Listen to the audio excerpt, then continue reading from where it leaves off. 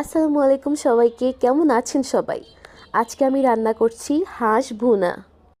শুরুতেই আমি সরিষার তেল দিয়ে দিলাম। সরিষার তেলটা একটু গরম হওয়ার পরে আমি সেখানে লং, এলাচি, দারচিনি, তারপর আমি কুচনো পেঁয়াজ কুচি দিয়ে দিলাম, তারপর আদা রসুন বাটা, তারপর সব ধরনের স্পাইস আমি অ্যাড করে দিলাম। তারপর আমি মশলাগুলোকে ভালোভাবে মিশিয়ে নিব এবং কষিয়ে নিব। মশলা কষার পরে আমি মাংসগুলো দিয়ে দিব। মাংস দেওয়ার পরে আমি মশলার সাথে ভালোভাবে মাংসগুলোকে মিশিয়ে নিচ্ছি। মশলার সাথে মাংসকে ভালোভাবে মিশিয়ে নেওয়ার পরে আমি মাংসগুলোকে ঢাকনা দিয়ে ঢেকে দিব। এই মুহূর্তে এসে মনে পড়লো, কিরে আমি তো নাস্তাই করিনি। তারপর আমি চিন্তা করলাম আজকে পান্তা ভাত খাবো। তো আমি কি করলাম, লবণ, কাঁচামরিচ, তারপর কালকে রাতের বেঁচে যাওয়া একটু চিকেন দিয়ে পান্তা ভাত করে ফেললাম। তারপর মজা করে খেলাম।